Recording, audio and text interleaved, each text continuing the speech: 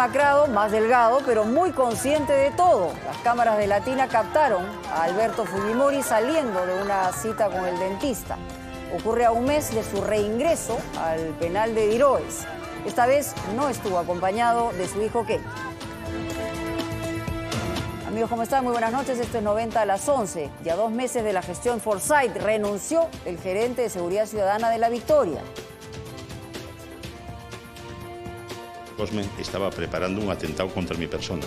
Ahora, yo no sé si era solamente contra mi persona o contra el resto de los funcionarios que trabajaban en mi gerencia y del resto de los funcionarios. En otro momento se mostró disgustado por la reincorporación de un ex trabajador al que acusa de amenazarlo de muerte. En el caso Lescano, el amiguismo parece que se impuso a la denuncia por acoso sexual y la bancada de Acción Popular terminó respaldándolo. Como amigo le hemos brindado el apoyo y creo yo que es lo que tocaba como bancada. La palabra del vocero de la bancada, cerrando así filas en torno a su correligionario. García Belaúnde prometió que no lo blindará. Y la dictadura de Maduro se enfrenta hasta con los escolares.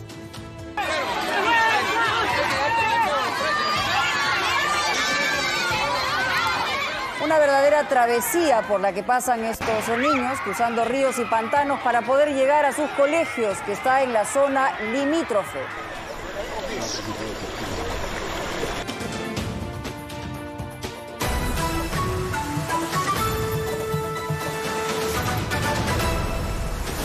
Comenzamos así con el desarrollo de toda la información de esta noche. Latina obtuvo una imagen sorpresiva del expresidente Alberto Fujimori, quien dejó temporalmente la Diroes para atenderse en un consultorio de La Molina. Sus simpatizantes lo acompañaron. Reapareció más deteriorado luego de volver a prisión. Tenía los cabellos desordenados, pero esbozando una ligera sonrisa. Las cámaras de Latina registraron en exclusiva la salida del expresidente Alberto Fujimori, condenado a 25 años de cárcel por los casos de Barrios Altos y La Cantuta del penal de La Diroes, hacia una clínica dental ubicada en La Molina. Fujimori llegó en una ambulancia de limpia antes de las 11 de la mañana y una hora después salió caminando. Vestía una camisa verde y un short, tenía un pañuelo blanco y lucía muy delgado y desgastado. El exmandatario y su defensa pidieron un permiso al Instituto Nacional Penitenciario para que sea tratado del cáncer que sufre en la lengua. Según su médico de cabecera, Alejandro Aguinaga, se le practicó una descarga en la zona bucal, que no es otra cosa que un lavado especial que se realiza cada 3 meses. Más de 10 policías asignados a este traslado hicieron una cadena para evitar que el expresidente tuviera contacto con el público. Resguardado por casi 10 policías, el expresidente Alberto Fujimori se encuentra dentro de esta ambulancia para volver al penal de Barbadillo. Un aumento inusual de agentes policiales que se justifica en este oficio. Un documento en el que el subdirector de Seguridad Penitenciaria solicita al jefe de Seguridad de Penales apoyo policial para la diligencia hospitalaria del interno Alberto Fujimori desde el penal de Barbadillo a la clínica dental ubicada en La Molina. Durante su corta caminata, un hombre del público le entrega un papel, mientras que otros simpatizantes corean su nombre. Con dificultad se sube a la ambulancia para luego ser trasladado al penal. La última vez que Fujimori fue captado en cámaras ocurrió en octubre último, cuando Latina mostró en este video la reacción que tuvo el expresidente al ver la lectura de prisión preventiva de su hija Keiko Fujimori.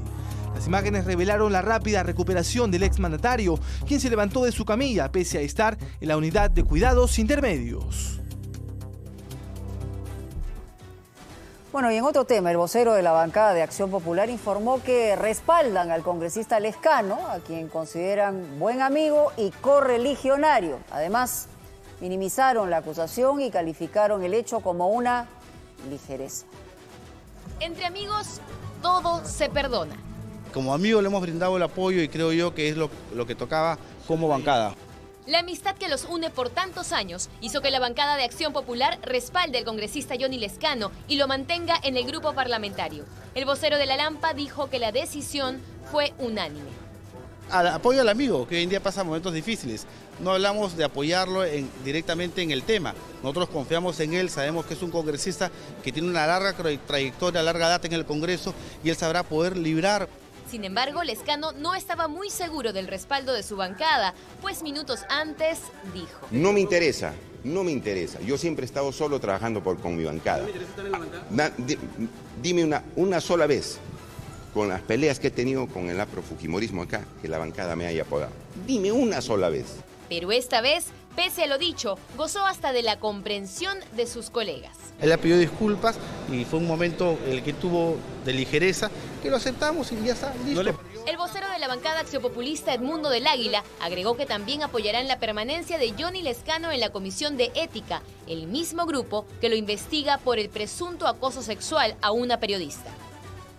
Él se le pidió ver si era conveniente o no continuar en la Comisión de Ética. Él desea continuar en la Comisión de Ética porque quiere hacer una defensa propia de su caso. La bancada no cree por conveniente que él pueda seguir. Finalmente eso no va a cambiar las cosas en nada. Mauricio Mulder, quien también es miembro de la Comisión de Ética, criticó su permanencia. Es evidente que lo están blindando. Tiene que inhibir reglamentariamente, ningún parlamentario puede participar en las pesquisas, investigaciones, interrogatorios o lo que fuera, de caso propio. No puede ser juez y parte. Paradójicamente, y pese a la gravedad de la denuncia en su contra, Johnny Lescano seguirá integrando la Comisión de Ética. Para mis amigos todo, para mis enemigos la ley. Juan Carlos Portilla ya está con nosotros, tiene más información, hay una citación a Fiscalía, cuéntanos.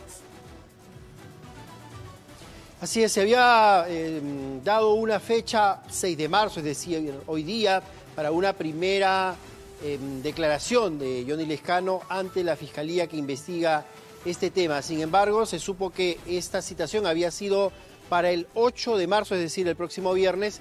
Sin embargo, el congresista Johnny Lescano ha pedido que esa fecha, es decir, la del viernes 8, sea reprogramada, toda vez que el jueves 7 y viernes 8 en el Congreso hay plenos extraordinarios que tienen que ver con el tema de la mujer, precisamente.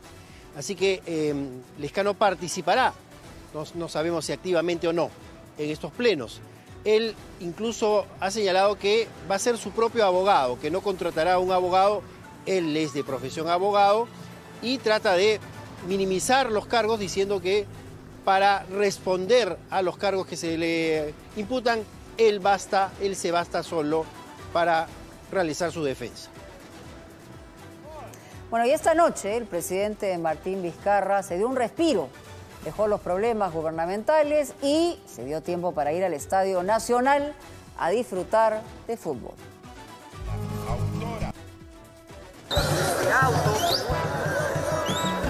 Es el presidente Martín Vizcarra. El presidente Martín Vizcarra está ingresando al Estadio Nacional. Se ubicó en el Palacio Presidencial. En unos minutos vamos a ver esa imagen. Y ahí estuvo en el encuentro entre Alianza Lima y River Plate por la Copa Libertadores. Un gran partido. Más adelante les traeremos el resumen de todo. Pero ahora vamos a centrarnos en la primera baja de la gestión Forsyth. Esta tarde renunció el gerente de Seguridad Ciudadana de La Victoria. Estamos hablando del general en retiro Edison Salas. Él ha denunciado que está recibiendo amenazas de muerte de parte de personal repuesto en la comuna. Porque una batería de San Cosme estaba preparando un atentado contra mi persona. Hace unas semanas presentó al nuevo grupo de los Serenos de La Victoria, el grupo Huracán, encargado de las operaciones especiales. Señores, acá les presento al grupo Huracán. Hoy presentó su renuncia al cargo de gerente de Seguridad Ciudadana de La Victoria por culpa de un ex sereno despedido en su gestión. Me entero que un sereno que había sido expectorado dentro de los 380 estaba laborando ya no como sereno, sino con un cargo superior, que era jefe de seguridad en la gerencia de rentas. Una gerencia que, como ustedes recordarán, en la gestión anterior era la más cuestionada, pues porque era el lugar donde recaudaban ese dinero mal habido. Edison Salas, teniente general en retiro de la policía, destacado por haber comandado DINOES y la UCE en la zona del Braem, fue junto a George Forsyth y Susel Paredes, uno de los artífices de la lucha contra los ambulantes en Gamarra. Este miércoles se convirtió en la primera baja del equipo municipal tras presentar su carta de renuncia al enterarse que el sereno despedido planea un atentado contra su vida. ¿Y cómo regresó, cómo retornó un sereno con antecedentes? ¿Cómo retornó? Desconozco. ¿Quién lo nombró? Desconozco. Le manifestó al sereno indicando que cualquier situación que haya con mi persona ellos se alejen, se tiren al piso, porque una batería de San Cosme estaba preparando un atentado contra mi persona. Pese a todo, Salas ha sido cuidadoso en no mencionar al alcalde George Forsyth dentro de su denuncia, pero sí aseguró que existe una clara intromisión en seguridad ciudadana de parte de otras gerencias de la Municipalidad de La Victoria. A propósito de temas municipales, Daniel Urresti ha informado a través de un artículo de opinión que el próximo mes va a asumir la gerencia de seguridad ciudadana en un importante distrito de Lima. De inmediato nos comunicamos con él, consultamos si sería La Victoria y él lo descartó, prefirió no adelantar para qué comuna trabajará. Bueno, y anoche, en un último minuto, les dimos a conocer una noticia muy triste, un crimen de un suboficial que fue acribillado en Ventanilla. Hoy salieron a la luz los videos del ataque. La policía está buscando al asesino del agente, recordado por su familia como un joven trabajador y muy responsable. Estas son imágenes del momento en el que el joven suboficial Willy Lozano Ruiz interviene a dos delincuentes y es asesinado de 3 disparos al cuerpo en una transitada avenida de Pachacútec en Ventanilla. 8:46 de la noche. Observa a estos dos sujetos que están a bordo de esta moto que va a velocidad. Detrás de ellos aparece un policía motorizado persiguiéndolos. Al intervenirlos, uno de ellos no dudó en voltear y dispararle a quemarropa.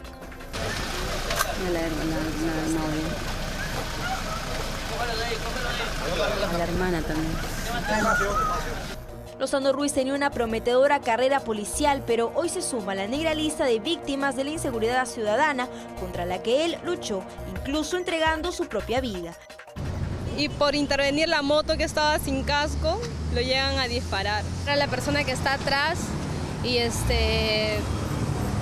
le dio a la altura del cuello, donde que no tenía posibilidades de poder ir al hospital ni nada.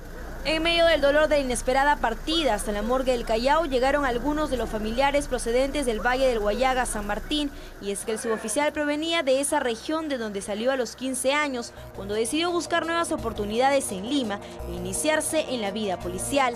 Tenía 7 años dedicados a la lucha contra la delincuencia en el Callao y recientemente se había incorporado a la comisaría de Pachacútec. Dimos justicia a todos los familiares. Muy tranquilo, mi primo, muy tranquilo. Muy bueno. ¿Siempre hacía servicio motorizado?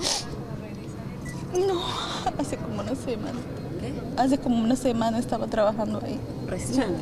Su pareja, con quien convivía desde hace 7 años, contó los planes de boda que tenían, pero todo eso hoy solo son recuerdos. ¿Qué matarlo de esa forma? Él deja una madre, su mamá está muy dolida, deja una familia. Él es una persona súper buena, no tenía por qué morir. El Ministerio del Interior emitió un comunicado enviando condolencias a la familia, iniciando también un intenso operativo por dar con los asesinos que, tras acribillarlo, continuaron su fuga en la motocicleta. En las últimas horas se capturó a un posible sospechoso, pero luego fue puesto en libertad. La búsqueda no cesa. Bueno, y lo que no cesa tampoco son los casos de acoso sexual por la vía digital. Parece una epidemia. La policía capturó a un sujeto denunciado por acosar a una adolescente de 15 años. Lo sorprendieron en un centro comercial donde había citado a esta menor. Acorralado este sujeto, se le ocurrió pedir que lo lleven a una iglesia. ¿Qué tal? Quisiera ir a una iglesia y arrepentirme completamente, porque decirle me arrepiento en ese instante es querer salvar el momento. Pedía perdón y trataba de justificarse de esta manera. Yo no sabía que era menor de edad para empezar, no tenía conciencia de eso. Cuando conversamos no había ninguna negación. No lo acosaba. ¿Sino qué es para ti eso? Simplemente conversé con ella y no se dio nada. Según la madre de la joven, a través de mensajes de WhatsApp, Luis Miguel Muñoz Morenos, de 35 años, insistía a la menor para encontrarse y le enviaba fotos y videos con contenido sexual. El número lo habría conseguido por Facebook. Para que te animes, te mandé video, míralo. ¿Y estás sola en la tarde o en la mañana? Tarde nomás. Pero firme, para bajar. Puedes ahora sí mandarme fotito.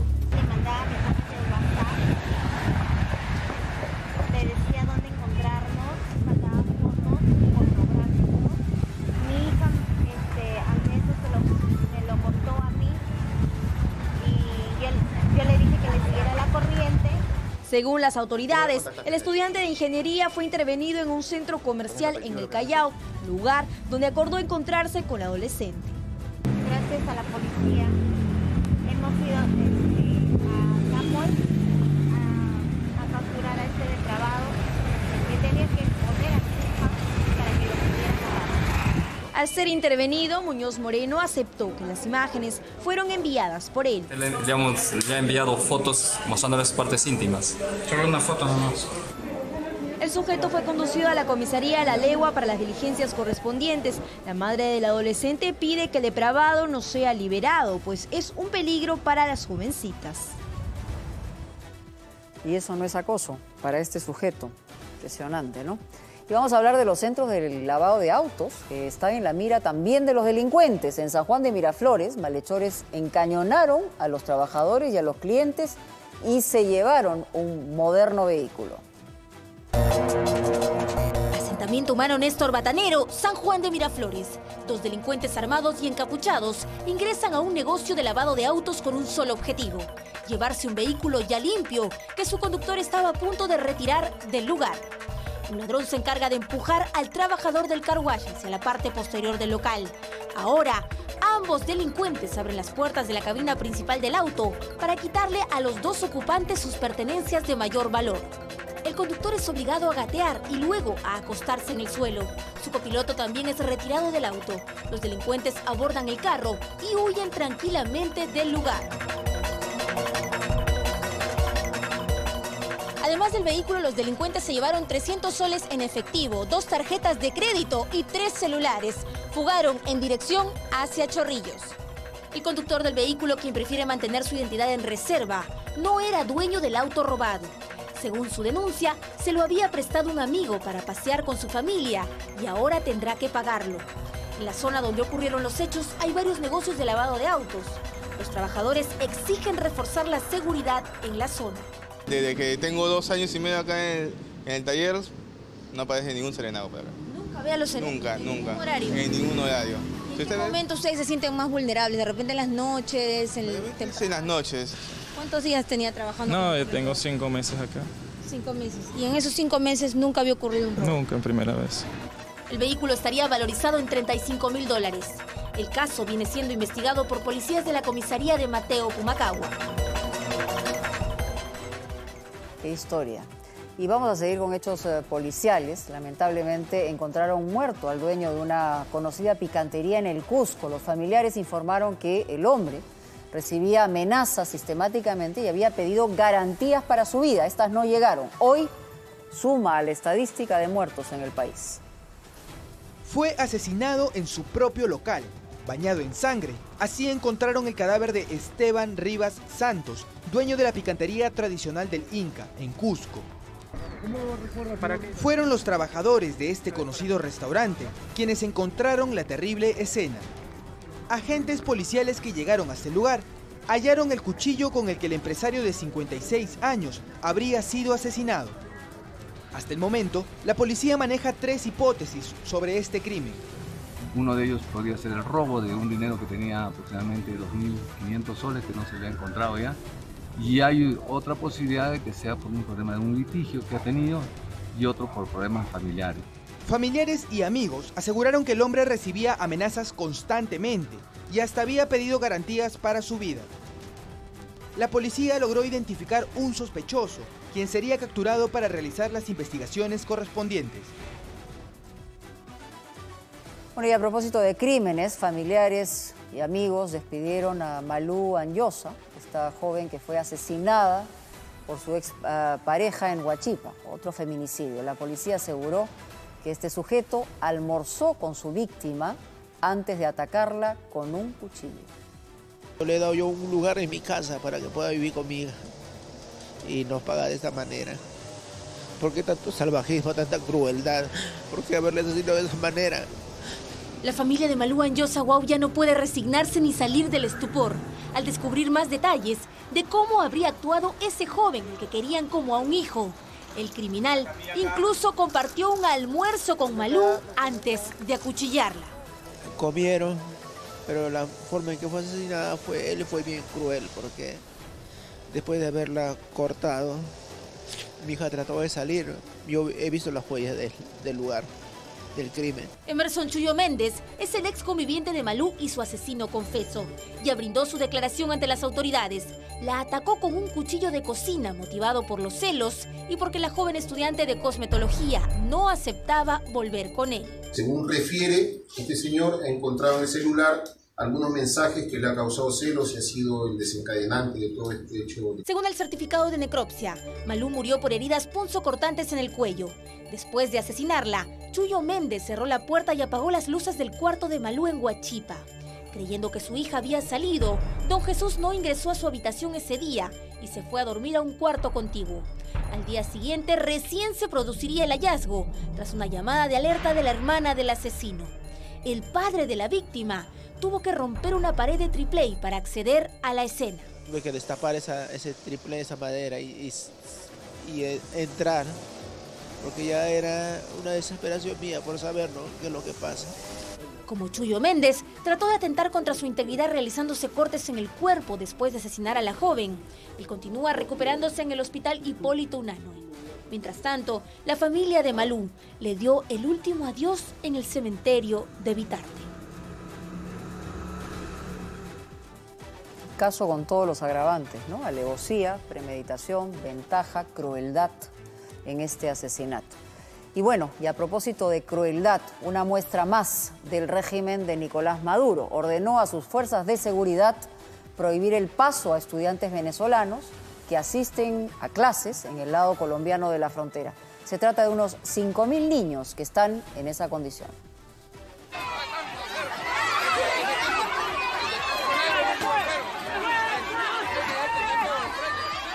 Los reprimieron usando la fuerza sin importarles que se trataba de niños y adolescentes.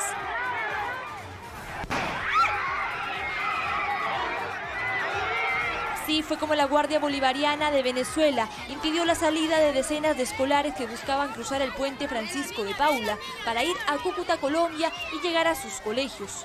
Un imposible ahora con el cierre total de la frontera ordenado por Nicolás Maduro.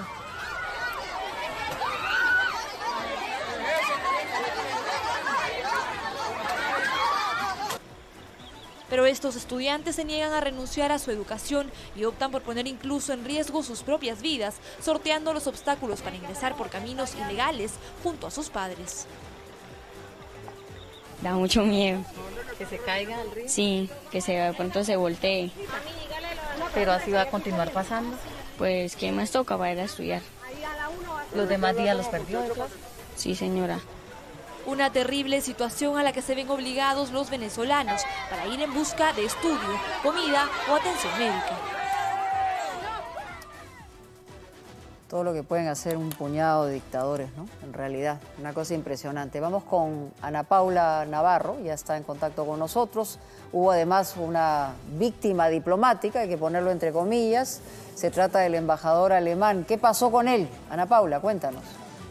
Buenas noches, Mónica. Bueno, Nicolás Maduro ha ordenado su expulsión inmediata. Él es Martín Krinder, el embajador de Alemania en Venezuela. Pero ¿por qué se da esta decisión repentina de esta manera, digámoslo, de Nicolás Maduro? Es que este embajador, junto con otros, entre ellos el embajador de Perú en Caracas, hicieron una especie de escudo humano cuando Juan Guaidó regresó finalmente a Venezuela. Lo vimos hace unos días en medio de una ovación. Bueno, ellos hicieron esto para que no fuera apresado ni tampoco para que nadie atentara contra su vida. Bueno, Nicolás Maduro decidió expulsarlo del país y le ha dado 48 horas. Por otro lado, Estados Unidos también ha tomado ciertas medidas contra el régimen chavista y esta zona.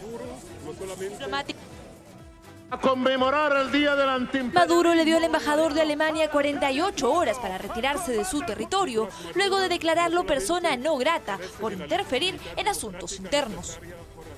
Enterado de la noticia, el embajador alemán dio una versión muy distinta al motivo de su expulsión. Representantes del gobierno querían sugerir a nosotros que la crisis humanitaria fuera nada más que una invención, y lo hicieron muchas veces en el pasado. La participación del diplomático alemán en el regreso de Guaidó a Venezuela, junto a otros embajadores, habría despertado la ira de Maduro. Un país, y que lo sepa, Venezuela, que ha aportado mucho en materia de ayuda humanitaria, medicina. Pareciera que el régimen de Maduro le perdona a todo el que quiere ayudar a Venezuela. Estados Unidos, por su parte, no da tregua y aumenta las sanciones contra el chavismo. Esta vez, revocaron la visa de 77 personas ligadas a Nicolás Maduro, dejando a muchos de ellos susceptibles de ser deportados. Regresamos al país y parece una iniciativa interesante del Congreso. La Comisión de la Mujer aprobó un proyecto de ley que permite escoger el orden de los apellidos de los recién nacidos. La norma debe ser ratificada por el Pleno. A partir de este año, los padres podrían escoger el orden de los apellidos de sus hijos. La Comisión de la Mujer del Congreso aprobó el proyecto de ley que propone que los padres puedan decidir si el recién nacido lleva el apellido materno primero o sigue la tradición. Lo que hace la ley es decir, bueno, si el padre y la madre, ambos, después de una discusión y una reflexión que hagan de manera conjunta, quieren que su descendencia tenga como primer apellido el apellido de la madre, lo puedan hacer. La propuesta señala que si no existe un acuerdo entre ambos padres, el primer apellido seguirá siendo el paterno. Según el proyecto presentado por la congresista Marisa Glave, las madres solteras podrán inscribir el apellido del progenitor, indicando el orden que elija, incluso si él no quiere reconocer. Si la familia decide que el orden de los apellidos que quieren de sus hijos sea el inverso al tradicional y primero sea el de la mujer y después el del hombre, no hay problema con herencia, no hay problema con juicios de alimentos, no hay problema con responsabilidades que ambos puedan tener. Pero ¿qué implicancias tendría que el apellido paterno no sea obligatorio? Hay pueblos, hay zonas pobladas a las que RENIEC no tiene llega. Podrían darse situaciones atípicas, excepcionales, que generen conflictos legales producto de que, por ejemplo, se inscriba con determinados apellidos, ¿no? Y luego en Lima, si tiene otros hijos, los inscriba con otros. Además, si los padres deciden que el apellido de la mamá va primero, debe seguirse este patrón en los demás hijos que puedan nacer. Debería ser de la madre porque es la que concibe. Que es lo más apropiado porque creo que a veces hay problemas familiares, hay ciertos roches. Bueno, lo que les haga más feliz, ¿no? Esta propuesta debe ser evaluada por la Comisión de Justicia del Parlamento. De exonerarse a discusión, el proyecto de ley podría debatirse en el Pleno este jueves. A propósito de padres de familia, atención, en el Congreso hay otra iniciativa que busca que las escuelas privadas, los colegios privados, solo cobren por los días en los que se brinda el servicio. El proyecto está debatiéndose, pero el problema es que ni siquiera tienen quórum para discutirla. Una queja habitual de los padres de familia es pagar un mes completo de pensión cuando se estudia 15 días o incluso una semana. Haciendo eco de esta molestia, la Comisión de Defensa del Consumidor del Congreso estudia emitir una norma para que los colegios cobren por los días efectivos de clases brindados. Pero solamente en 2 meses, en el inicial, cuando empieza el año escolar, y al finalizar el año escolar. Este punto es debatible, obviamente, porque crea controversia. Es decir, en el tema de pensiones se busca que si durante el mes no se cumplen los 30 días de estudio, el pago es proporcional a los días lectivos. Otros cambios que se estudian hacer a la ley de centros educativos privados son, en la matrícula, esta no debe exceder la pensión mensual. Además, se podrá solicitar el reembolso total de la cuota de ingreso al colegio si no se cumple con los servicios ofrecidos. Se le puede informar al padre de familia, ¿no?, con certeza, con veracidad, 6 meses antes de que empiece el nuevo año escolar, si las pensiones van a aumentar o no. El presidente de la Comisión de Defensa del Consumidor del Congreso aseguró que no se busca poner tope a las pensiones, sino hacer transparentes las tarifas de estos servicios. Bueno, y a propósito, y a pocos días del inicio de clases, cuando los papás estaban haciendo cola para pagar la PAFA, que es lo que tienen que hacer todos los años, entraron 2 delincuentes armados, irrumpieron en un plantel, se llevaron el dinero recaudado. Los papás, los padres, vivieron minutos de pánico, por supuesto. Buenas tardes. Asustados y desconcertados, así se encontraban los padres de familia de la institución educativa Nuestra Señora de las Mercedes de Puerto Maldonado, tras los minutos de terror que vivieron al ser asaltados dentro del propio colegio. Fueron 2 sujetos con armas de fuego los que despojaron de su dinero a los padres que realizaban los pagos de la PAFA, mientras un tercero ingresó en moto a llevárselos. Dos muchachos entraron con sus armas, rastrillaron y nos dijeron, es un asalto, no se muevan. Los profesores también se mostraron indignados, ya que aseguraron que corren peligro ante el incremento de la delincuencia. Como miren, nosotros los profesores venimos con celulares, venimos a trabajar nuestra planificación del año y miren lo que acaba de suceder. Han entrado con pana y elegancia, con chaleco amarillo. Mientras los padres de familia que no podían creer lo que estaba pasando, piden mayor seguridad en la zona. Han entrado con todo y moto, han entrado y han hasta ahí entrado y después se salieron balas porque yo me he dado cuenta cuando yo estaba saliendo.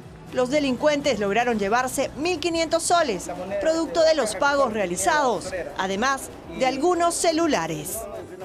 Estamos nosotros en el auditorio. Bueno, y en el ámbito político siguen las movidas y están movidos en el partido Ex Peruanos por el Cambio, hoy llamado Contigo. Por ejemplo, el congresista Roberto Vieira, que siempre sorprende, se integraría a la nueva bancada en ese bloque que buscará su inscripción oficial a pedido de Gilbert Violeta, Salvador Heresi y Juan Cheput. El mismo Vieira dijo que ya conversa con estos legisladores para la formación de una nueva bancada y serían 11 o 12 las bancadas ya. Y mientras unos suman a la bancada Contigo, otros restan, dejan ese partido y declaran fidelidad al bloque de Peruanos por el Cambio, más cercano al presidente Martín Vizcarra. Este es el caso del congresista Clemente Flores, que ahí lo vemos, que hoy renunció a su militancia a través de una carta en Contigo, en una carta enviada a Violeta. Señaló que los últimos hechos van contra el plan de gobierno y ha destacado que por elección popular deben trabajar coordinadamente con el Poder Ejecutivo. Y la ex asesora de Pedro Chávarri declaró ante la Fiscalía hoy por el caso de las oficinas lacradas. Ustedes recuerdan, allí habría confirmado que fue obligada a retirar documentos. El propio Chávarri también respondió ante un fiscal por este hecho. Mil disculpas, no voy a declarar, mil disculpas. ¿Qué tipo de documentación entregó? ¿Ha entregado alguna documentación que respalde lo dicho por usted? Los procesos judiciales se tienen que respetar, como comprenderán, por favor. Esquiva y sin dar declaraciones. Ella es la pieza clave en la investigación en contra del exfiscal Pedro Chávarri y su entorno. Así, Rosa María Venegas dejó el despacho del fiscal anticorrupción Reinaldo Avia.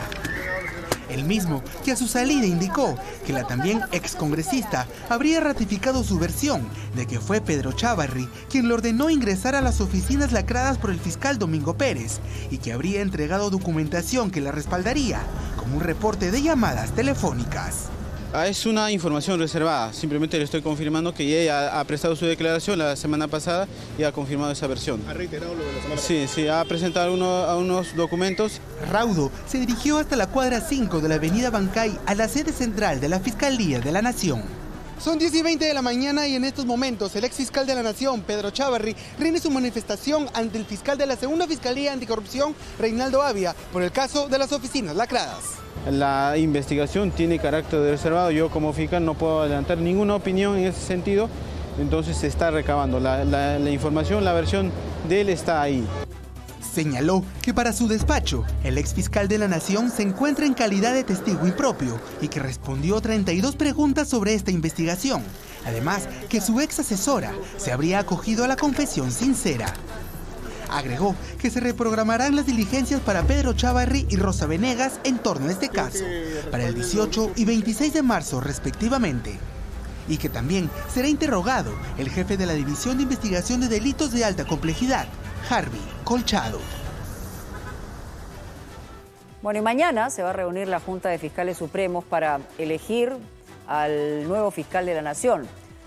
Todo indica que Zoraida Ábalos, la actual fiscal, será ratificada, es lo que han señalado de manera oficial en el cargo. Hasta ahora estaba de interina a propósito de la renuncia de Chávarri. En la votación van a participar los 5 fiscales, la misma Ábalos, Pablo Sánchez, Víctor Rodríguez, Tomás Gálvez y el propio Chávarri, que no sabemos si se inhibirá en este caso.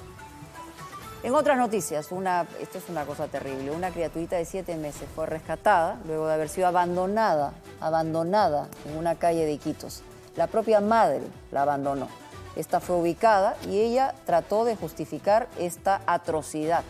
Dijo que lo hizo porque el padre no le daba dinero. Sobre la fría acera y en total abandono fue encontrada esta bebé de apenas 7 meses de nacida en el humilde distrito de Belén, en Iquitos. Lo más indignante es la declaración que dio su madre, que entregó a un medio local para justificarse. Ella manifestó que solo pretendía darle una lección al padre de su hija. Simplemente es que quería que su papá me dé su plata y como no quiere dar cada vez que me voy a pedir, se encapricha. De esa manera yo decidí dejarla. Ese día sí, me golpeó cuando yo le jalé del polo para que me dé su plata de mi hijo porque le estaba rogando 3 horas. Según los testigos, la mujer dejó a la bebé muy cerca del trabajo del padre de su hija, a quien exigía el dinero de la manutención. Dame la plata o le deja a tu hija. El joven dice, vete. Entonces, por último, la señora, ¿no me vas a dar la plata? Le puso así en la vereda. La bebita estaba con todita la fiebre. Entonces, ni el papá tampoco quería ser responsable, o sea, quería tú eres. Pese a las evidencias, esta mujer negó en todo momento haberla abandonado. Le dejé con él, porque si yo lo hubiese abandonado, su padre no estaría ahí, no hubiese estado nadie. Indignados, los vecinos de la calle América llevaron a la pequeña a la comisaría 9 de octubre, hasta donde llegaron representantes de la DEMUNA. De que no, ella va a tener realmente a su niño, que lo va a recoger, ahorita está en el médico legista, proceso realmente, que nosotros vamos a seguir paso a paso hasta que la madre realmente tenga a ese niño. La bebé permanece bajo la custodia de la Fiscalía de Familia. En las próximas horas, las autoridades determinarán si la pequeña será entregada a sus familiares o internada en un albergue. Las criaturas no piden venir al mundo, son los adultos quienes los traen, y los traen para situaciones de esta naturaleza, las usan como herramientas de chantaje, y eso es francamente inaceptable desde todo punto de vista. Y una pareja de gemelas, también esto es una cosa terrible, falleció en un incendio que consumió varias casas en Trujillo. Los detalles son de nuestro canal aliado en el norte del país, Sol TV. Todo he perdido, todas a mis niños he perdido, los restos no me importa, yo quería a mis niños. Tranquila, señora. Devastada quedó esta madre de familia al enterarse que el voraz incendio que inició en su casa consumió hasta la ilusión de ver crecer a sus gemelitas de apenas 11 meses de nacidas. Las pequeñas perdieron la vida en este siniestro. Hemos encontrado 2 menores de edad, neonatos, menos de 1 año, el cubo ventral, el cual pues en su cama, las 2 niñas. Según Soledad Inca, una vela encendida habría originado el fuego al caer sobre la cama. Las llamas se expandieron rápidamente a otras viviendas también construidas con material precario. Teníamos una señora que nos pasaba, pero ayer justo la señora no sé qué ocurrió, que no teníamos luz ya de la vela. Y mis hijas estaban ya oscuras y ahí estaban para que se duerman, les he puesto en su cuna. El fuego que envolvió a los vecinos del sector Río Seco arrasó con 8 casas del distrito trujillano de El Porvenir. Arriesgando sus vidas, los moradores intentaban rescatar lo poco que tenían. Lamentablemente, todo se redujo a cenizas. Vino y encontró ya en fuego todo. Y todo destruido, todo señor, destruido. porque no ha quedado nada. No, que es nada. Como esteras, son esteritas, todo. Las autoridades locales llegaron a la zona para evaluar los daños y se comprometieron a reubicar a las familias damnificadas. Además, afirmaron que correrán con los gastos del sepelio de las gemelas. Bueno, techos dañados, árboles que han sido arrancados de raíz, fue el resultado de una lluvia torrencial en Oxapampa. La ciudad también soportó vientos huracanados que atemorizaron, por supuesto, a más de uno. ¡Uy! Me va a llevar! ¡Mala mierda! Mira! Sorprendidos se mostraron los ciudadanos de Oxapampa tras soportar por varias horas un gran aguacero acompañado de vientos huracanados. En un rápido recorrido se pudo constatar los daños causados por el fenómeno climatológico. Varias estructuras quedaron afectadas por la fuerza de los vientos Es el caso del techo de un colegio ubicado en el barrio de La Esperanza. Así también algunos árboles fueron arrancados de raíz y quedaron tirados en las calles, al igual que los techos de Calaminas.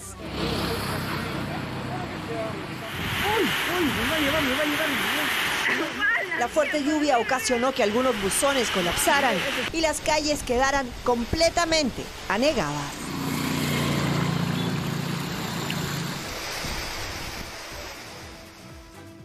Bueno, y a propósito de climas extremos, también se vivió en la Argentina. Hubo pánico, vivieron estos invitados de una boda, intentaban huir del lugar arrasado por vientos de hasta 150 kilómetros por hora, imaginan.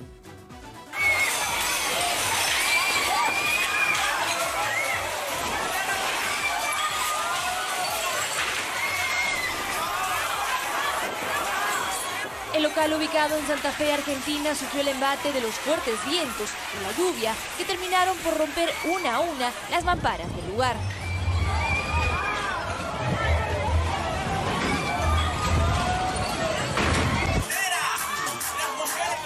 Pablo y María Ángeles celebraban su boda cuando un violento temporal sorprendió a todos en la fiesta.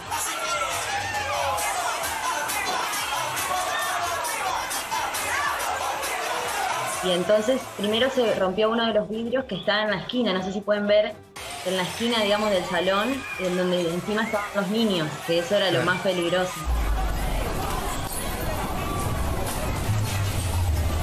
Afortunadamente, ninguno de los invitados resultó gravemente herido y tras la emergencia, los novios hasta cortaron el pastel.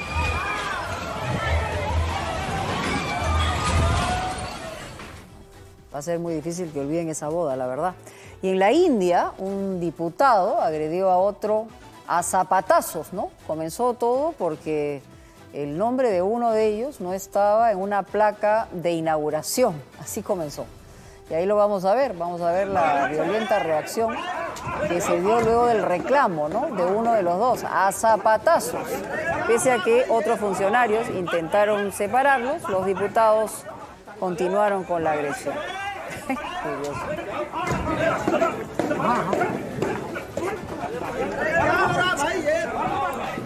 Gracioso. ¿Estará limpio ese zapato? No creo. Efectivamente, bueno, hoy dábamos una noticia sobre estos lugares donde se lavan carros. Mucha atención, porque otro conductor sufrió el robo de su camioneta en un local parecido, pero en este caso fue en La Molina.